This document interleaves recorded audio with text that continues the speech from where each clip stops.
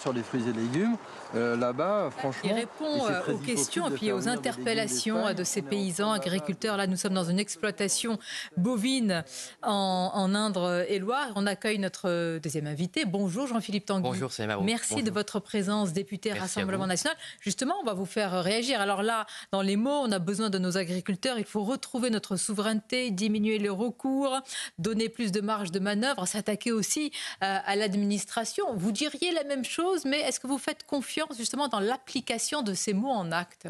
Non mais pas du tout. Écoutez, je vais essayer, franchement, moi j'admire le calme des agriculteurs qui écoutent le Premier ministre. Parce que tout ce que décrit Gabriel Attal, c'est le macronisme depuis 7 ans. C'était avant lui le hollandisme avec M. Macron, ministre de l'économie. Et c'est toute la construction européenne depuis au moins 1992, il ne faut pas dire avant l'acte unique 1986. C'est-à-dire, il dénonce la concurrence déloyale. La concurrence déloyale, elle est inscrite dans les traités européens puisqu'elle consiste à ouvrir, à croire que le doux commerce, comme disent les macronistes, va améliorer le monde et va mettre tout le monde entier en concurrence. Et donc nos agriculteurs sont en concurrence avec l'Amérique du Sud, avec le Vietnam, avec tous les pays qui n'ont évidemment pas du tout de normes. Et ensuite, les traités européens organisent la concurrence déloyale au sein de la communauté européenne, au sein du marché commun qui aurait dû unir les économies entre elles, qui auraient dû les harmoniser, mais non, surtout depuis l'élargissement à l'Est, et maintenant on nous parle, M. Attal, M. Séjourné, son ministre, nous parle d'élargissement à l'Ukraine, organise la concurrence, non pas déloyale, abrupte, sauvage, la plus injuste possible, avec des gens qui ne respectent aucune de nos normes, et même qui vivent du fait, maintenant, parce que c'est organisé, moi j'étais attentif à ce qu'ils disaient au Brésil. Le Brésil aujourd'hui organise en fait sa production agricole en sachant que l'ancien champion agricole qui était la France se désarme. Donc on est tellement dirigé par des imbéciles, excusez-moi, que nos principaux concurrents anticipent les erreurs de nos gouvernements pour affaiblir notre agriculture. Monsieur Tanguy, il faut fermer les frontières? Mais pas du tout, j'entendais, j'aime bien Carl Olive, c'est pas, vu ce qu'on a en Macronie, c'est le meilleur si je puis dire. Mais nous exportons nos vins, par exemple, parce que c'est l'exemple qu'il donnait, nos vins de Bordeaux, depuis le Moyen-Âge. C'est un produit d'excellence reconnu dans le monde entier depuis le Moyen-Âge. Nous n'avons pas besoin d'un traité de libre-échange pour exporter nos vins, nos cognacs, nos champagnes. Il n'y en a pas assez, vous le savez. De toute façon, on n'a même pas assez de cognac et de champagne pour satisfaire la demande mondiale. Donc tout ça, c'est du baratin. La France a des produits d'excellence. Imbécile, vous y allez fort. Mais oui, mais écoutez, pardonnez-moi. Est-ce que c'est dans l'insulte? Ce qu'on va fort, c'est la situation. Excusez-moi. Moi, la situation auquel fait face nos agriculteurs, mais tous ceux qui produisent en France, c'est une situation où on avait de l'or dans les mains, le travail de générations entières, qui faisaient des produits d'excellence, reconnus dans le monde entier. Il n'y a pas beaucoup de pays qui attirent des touristes du bout du monde pour venir découvrir la gastronomie d'un pays. Il n'y a pas beaucoup de pays. Ça, c'est grâce aux agriculteurs, c'est pas grâce à Emmanuel Macron. Voilà. Bon. Et de l'or dans les mains, et ils ont tout saccagé avec des doctrines qui non seulement sont incohérentes économiquement, qui n'ont qu'un sens, je vais les montrer avec les vins, on n'a pas besoin de traités de libre-échange pour exporter des produits d'excellence, mais qui ont saccagé le travail des autres et qui en ont enrichi d'autres. Parce que l'étape ultime du macronisme, c'est à qui sert le macronisme? Ça sert des gens qui s'en mettent plein les poches. Et on voit depuis 2 ans... Attendez, je finis cette phrase. On voit depuis 2 ans, jamais l'alimentation, excusez-moi, jamais l'alimentation n'a été aussi chère et jamais les agriculteurs n'ont si peu vite quitté leur travail. Comment? L'exécutif joue contre les intérêts de la France? Bien sûr.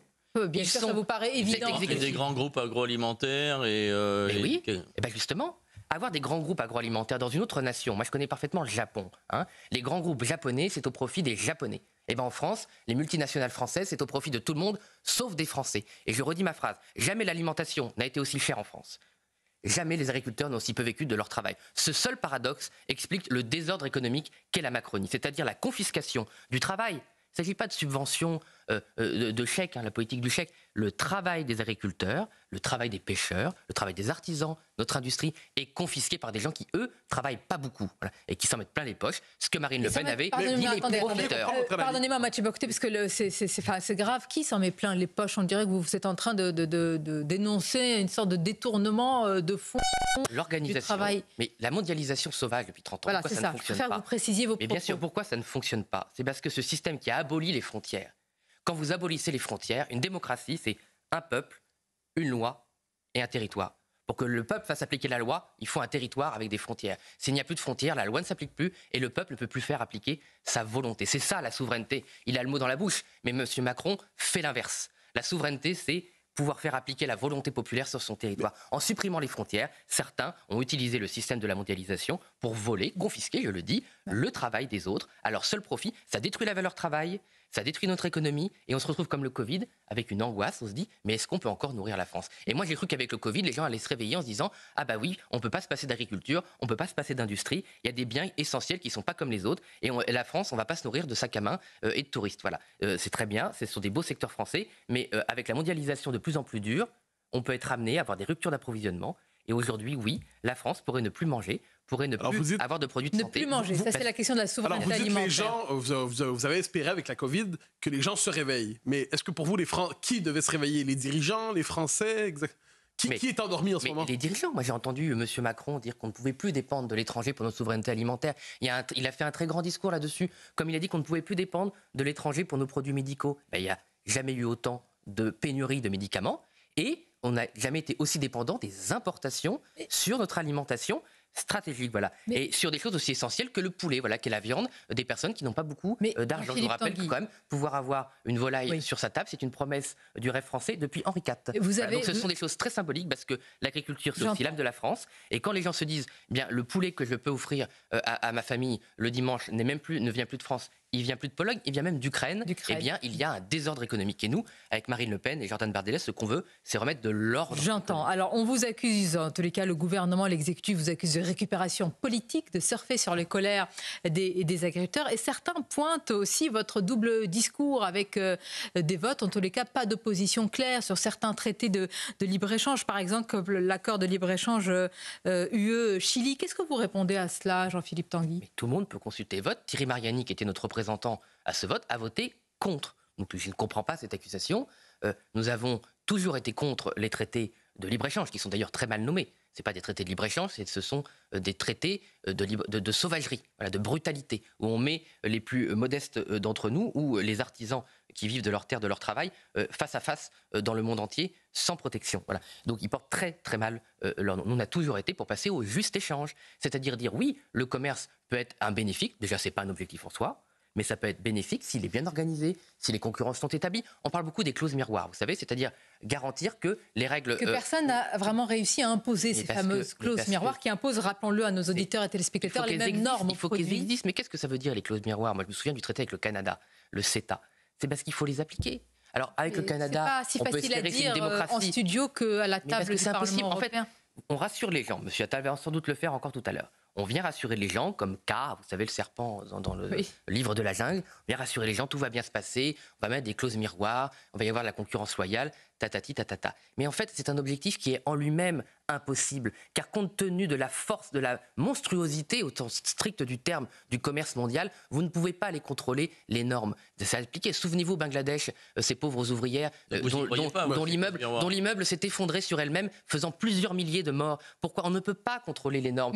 On ne va pas envoyer excusez-moi, déjà, on ne va pas envoyer des contrôleurs dans le monde entier pour vérifier les conditions de travail. Une fois au pouvoir, imaginons que vous arriviez quand même à mettre en place ces clauses. Qu'est-ce qui interdit les autres pays de nous sanctionner, de mettre en place des contreparties? C'est ce qui était arrivé avec Donald Trump aux États-Unis. Comment vous pourriez protéger les intérêts français dans ce cas-là? Il faut résister. Donald Trump, il aurait bien pu dire à la télé que le champagne français était très vilain. Les Américains, ils auraient voulu du champagne français. Il faut faire confiance à la valeur de nos produits, à la force de nos produits. Moi, ce qui m'exaspère dans la façon dont on a délégué le commerce international à des gens qui ne connaissent pas d'ailleurs la France et qui s'en fichent, c'est qu'on ne se fait même pas confiance à nos propres producteurs. On le sait pourtant. La France est très fière. On a fait reconnaître la baguette et la gastronomie comme un patrimoine mondial de l'humanité. La France a une puissance, une marque française. La marque fabriquée en France, en particulier pour ce qui est de l'agriculture, de la gastronomie, est une marque mondialement reconnue. Nous n'avons pas besoin de nous abaisser à aller négocier des accords.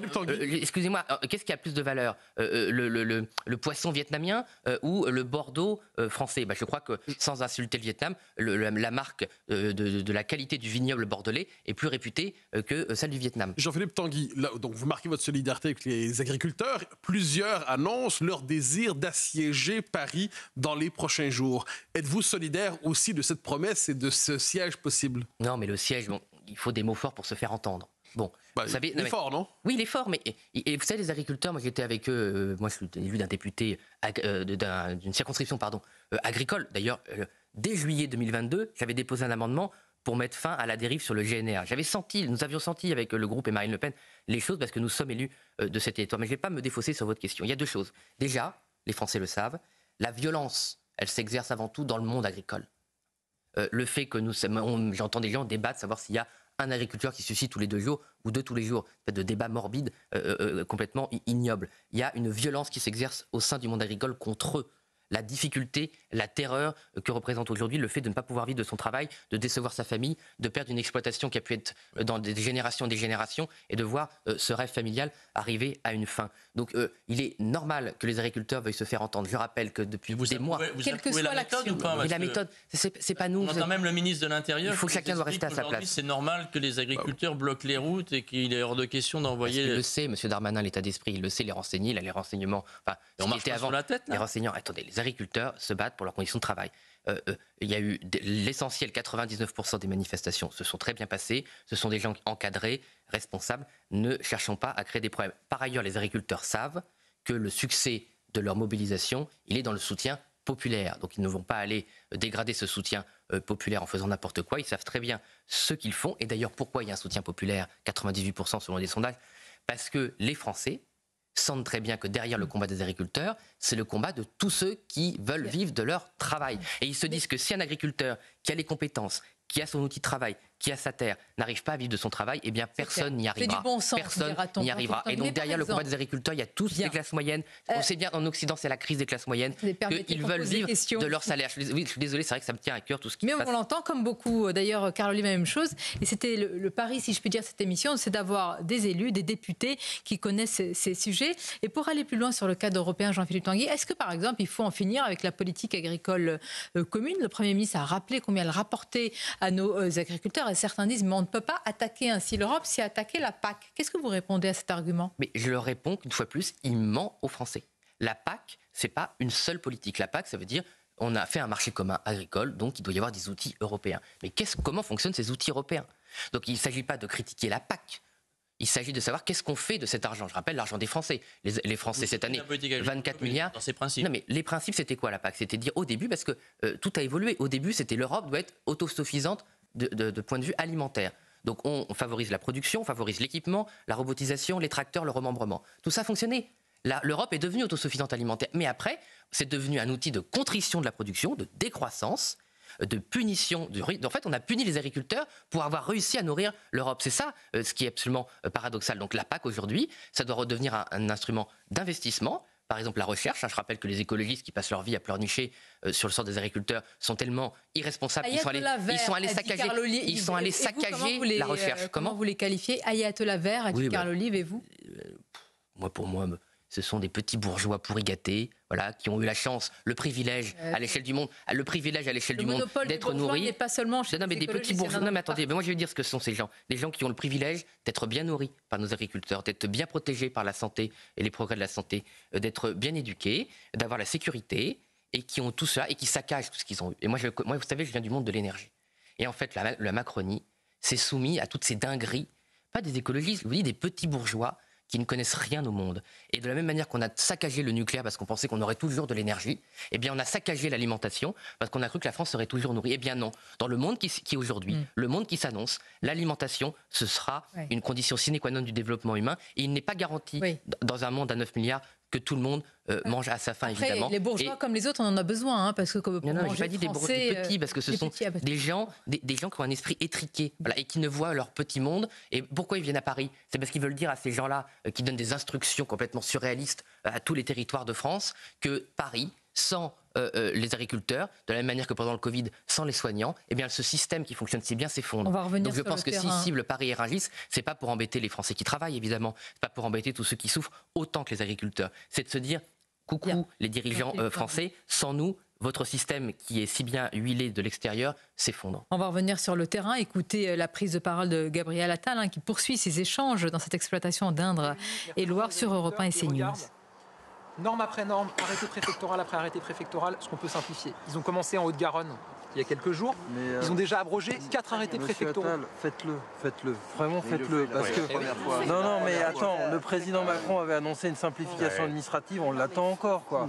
Ça, c'est vrai qu'on a eu beaucoup de discours, mais peu d'actes. Et le malaise, je vais vous le dire, hein, ça sera peut-être en forme de conclusion, mais le malaise, il est vraiment profond, très profond. On a une base qu'on a beaucoup de mal à tenir, on est sur un mouvement qui n'est pas le même que d'habitude, et il faut vraiment l'avoir en conscience. Et on n'a pas, alors le GNR c'est très bien, mais c'est juste, voilà, c'est la partie émergée de l'iceberg. Vous avez bien beaucoup de choses, et alors vous héritez d'un dossier pas facile, vous venez juste d'arriver et pas de chance, c'est là que le moment que ça commence à exploser au niveau agricole. Mais ça fait longtemps que ça couvait. Là, on est arrivé au point et traitez-le, l'enterrez pas et traitez-le. Je suis pas là pour remettre un couvercle. Voilà. Je suis pas là pour remettre un couvercle. Je suis là pour traiter traitez-le proprement, parce que là, il y a vraiment un bon chantier et il y a une occasion à saisir et de le faire, parce qu'on a vraiment besoin nous d'avancer sur ce plan-là, quoi. Et je vous dis sur le sujet de la simplification, encore une fois, c'est pas des paroles, c'est des actes. Ouais. En Haute-Garonne, la réunion là que le préfet fait avec vous mardi. Ils en ont fait déjà 3 la semaine dernière. Il y a 4 arrêtés préfectoraux qui ont été abrogés. Et pour les agriculteurs là-bas, les éleveurs, c'est très concret. Hein. C'est des normes, des règles qui sautent. J'ai demandé qu'il y ait ça dans tous les départements de France. Ça a démarré, ici c'est mardi, dans l'Inde je crois que c'est lundi. Voilà, et donc ça va avancer. Et au niveau national, je ferai la même chose avec les représentants de vos syndicats. Et on a un projet de loi, s'il faut changer la loi sur certaines choses, qui arrive aussi. Donc voilà, moi je... Non mais on reste mobilisé, sachez-le. Et voilà, Vous avez raison. Le mot d'ordre, c'est dans le respect des biens de la personne. On espère qu'on va réussir à tenir ce mot d'ordre jusqu'au bout. Par contre, on a toujours eu de la chance quand même ici, et je vous remercie. Je crois que, enfin moi, depuis le début de mon mandat, et les collègues peuvent le dire, on a toujours pu rester en dialogue. On a toujours échangé, on a toujours... Je souhaite que et ça continue. toujours Il y a que le dialogue, et je vais vous dire... Non mais c'est à préciser, je crois qu'on a tous apprécié. Et je vais vous dire, moi c'est ma méthode et c'est ma boussole.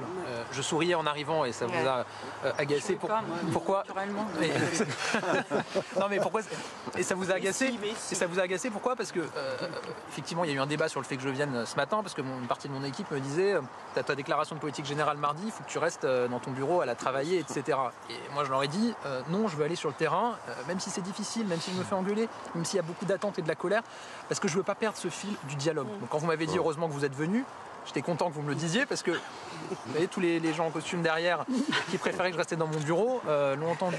Voilà, moi je dialoguerai toujours. Sur le terrain, au niveau national, le dialogue il est permanent avec vos représentants, on va continuer à échanger. Moi mon souhait c'est d'avancer. Et je pense que la première chose pour avancer, c'est effectivement de changer d'état d'esprit. Ce que j'ai essayé de vous dire. Ensuite, vous attendez, et c'est normal, des actes concrets. J'en ai annoncé une première série vendredi, tout en disant c'est que le début. Et donc on va continuer, jour après jour, semaine après semaine, à avancer. Et moi, je veux vraiment...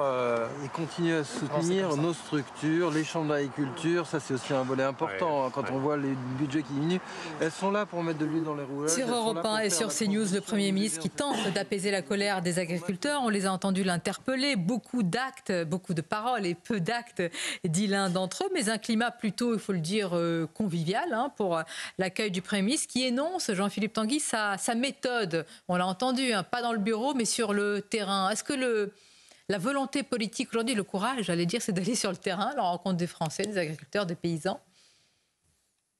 Je vous en consternez, qu'est-ce qui se passe? C'est-à-dire que c'est compliqué, parce que oui, c'est bien d'aller sur le terrain, mais vous savez, aller dans son bureau, qu'est-ce que ça veut dire aussi? Ça veut dire travailler quand même. Donc si c'est dans son bureau pour s'enfermer et ne rien faire, oui. Mais pour affronter la grande distribution, c'est pas en se déplaçant matin, midi et soir que vous allez l'affronter.